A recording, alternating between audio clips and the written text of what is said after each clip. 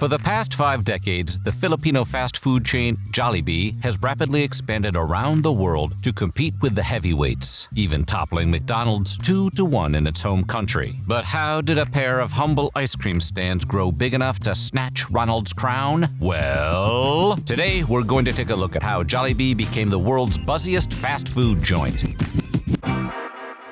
But before we get started, be sure to subscribe to the Weird History Food channel. After that, please leave a comment and let us know what other restaurant chains you would like to hear about. Okay, before you ask, yes, they serve honey. It'd be kind of weird if they didn't. Tony Tong Kachong was born in 1953 in what was then the Filipino province of Davao. His parents were Chinese immigrants and his father ran a restaurant, where Tony grew up working alongside most of his family. Over time, Tony saved up enough money to attend the University of Santo Tomas. But rather than study anything culinary related, he earned his degree in chemical engineering. Kachong graduated in 1975 and probably could have just become a chemical engineer. But after taking a tour of the Magnolia ice cream factory, he decided he wanted to be in the ice cream business instead. To that end, he borrowed his family's entire life savings, set up a franchise deal with Magnolia, and opened up 2 ice cream stands in Quezon City. But the ice cream business was not as sweet as he'd hoped, and in response to customer demands, Kachong eventually added hot meals and sandwiches to his menus. Those items quickly began outselling the actual ice cream, and, sensing he was onto something, Kachong decided to change businesses once again. In 1978, he closed down his ice cream parlors and converted them into fast food restaurants.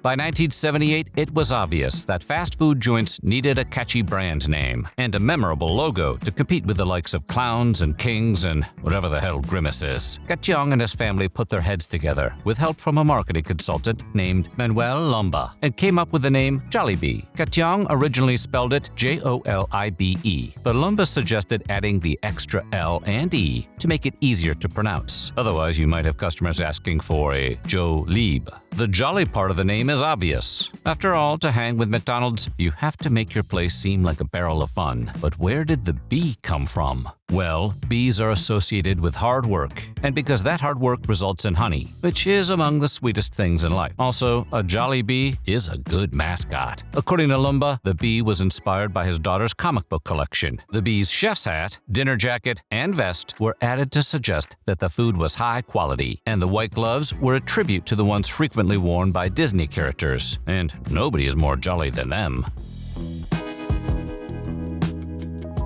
When Lumba was first brought on to help, he spent a good deal of time watching the guests, and he began to notice that customers would routinely leave behind unfinished food, but never the hamburger. On his advice, the Yum Burger became Jollibee's flagship menu offering. A year later, the chain introduced spaghetti, and soon after, it added fried chicken, known as Chicken Joy. Because what other kind of chicken would hang out with a Jollibee? These all became signature items, and by 1981, Jollibee had established a stronghold over the Filipino fast food market. 1981 was also the year that McDonald's brought its brand to the Philippines. And when they showed up, they told Kachong that he either had to sell his company to them or convert his locations into McDonald's franchises. If not, they'd use their corporate muscle to stomp him out of business. Kachong decided he'd rather fight, so he flew to the US to study McDonald's on their home turf. And after careful consideration, Kachong decided that McDonald's was superior to Jollibee in every way but one: the taste of the food. In his opinion, while McDonald's was ideal for the American palate, it would not succeed nearly as well with Filipinos. And he was right. To this day, Jollibee controls more of the Filipino fast food market than McDonald's, with roughly twice as many locations. Jollibee's victory over the world's most famous fast food chain is also considered something of a national point of pride and is still taught in Filipino business classes today.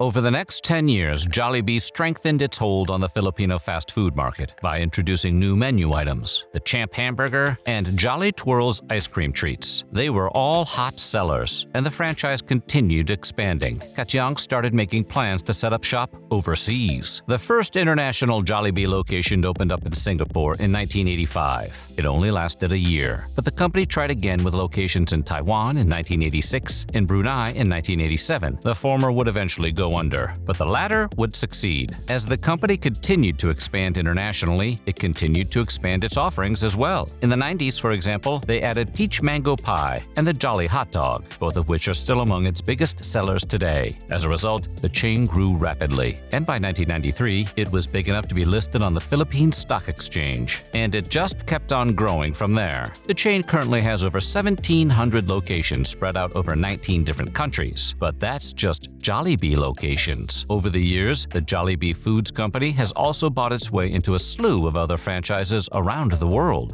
In 1994, for example, it bought a controlling interest in Greenwich Pizza, a fast food restaurant specializing in pizza and pasta. In 2000, it acquired the Chinese fast food restaurant Chowking. 5 years later, it bought out the bake shop chain Red Ribbon, not to be confused with the casual dining chain Red Robin. Jollibee has not bought them yet. Jollibee also has stakes in a Filipino barbecued chicken chain, 2 Chinese fast food chains, and a Taiwanese tea house chain, and the U.S. chains The Coffee Bean and Tea Leaf and Smashburger, among many others.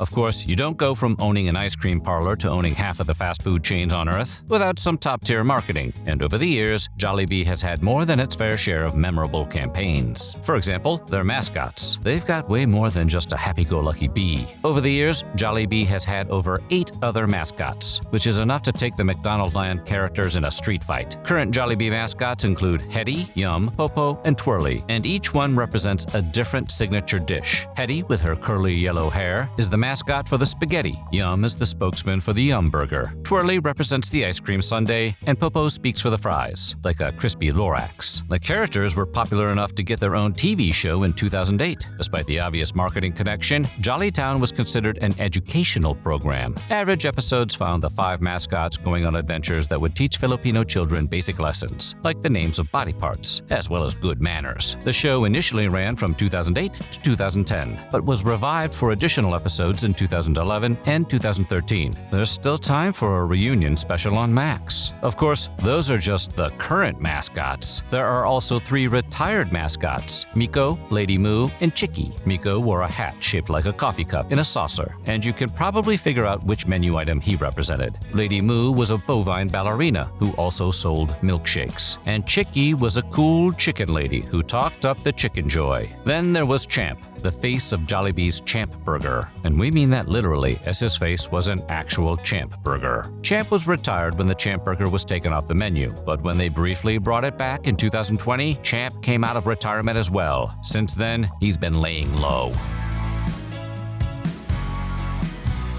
Of course, not all Jollibee's marketing efforts are about their mascots. For example, there's also the company's YouTube channel, Jollibee Studios. Launched in 2018, it serves as a home for Jollibee's commercials, but they aren't your average 30-second spots. They're closer to extremely short films. Jollibee commercials tell fully realized fictional stories in a number of genres. There are entire movies and series, including the popular Kwentong Jollibee, which has over 50 episodes. New installments usually drop on holidays like Christmas or Valentine's Day. And if you're going to check them out, we recommend bringing tissues as they can be surprisingly emotional, for fast food commercials. And if music is your thing, Jollibee has you covered there as well. In 2018, the chain celebrated its 40th anniversary by putting out an album called 40 Years of Joy. That album contains all of the music played at Jollibee's locations, including a version of their theme song. Taken together, Jollibee's marketing efforts have resulted in a loyal base of customers who not only love their food, but will actively defend it against poor reviews. And if you don't believe us, just ask music producer Benny Blanco. In February of 2024, Blanco posted a TikTok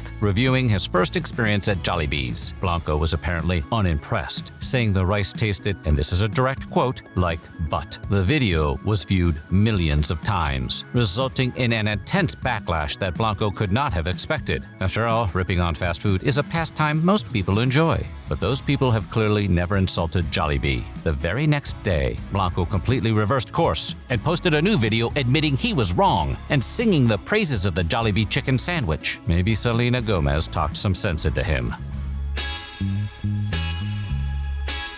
Fast food is a fiercely competitive industry everywhere in the world, but it's arguably the most competitive in America, where we probably have more McDonald's than churches, the places of worship, not the fried chicken chain. We definitely have more McDonald's than those. Jollibee opened its first American location in Daly City, California in 1998 and operated exclusively in that state until 2007, when the 12th American Jollibees opened in Las Vegas, Nevada. The chain would then pop up in New York, Hawaii, Washington State, Virginia, Texas, Illinois, Florida, Maryland, and Arizona. Despite a canceled expansion into Oregon in 2024, Jollibee is continuing to expand its hive. Jollibee currently has over 70 restaurants in the U.S., with plans for more. And according to their president and CEO, who also happens to be the brother of founder Tony Tangkachang, the company is greatly relying on its Filipino customer base in the U.S. to sustain it as it builds its brand. Given that their product line puts them in direct competition with mega chains like Popeyes and KFC, Jollibee knows conquering the American fast food market won't be easy. But in the CEO's words, we have strong products and therefore we can win the competition over time. And it's hard to argue with him. Look how badly McDonald's got stung. So what do you think? Are you a fan of Jollibee? Let us know in the comments below, and while you're at it, check out some of these other weird history food videos.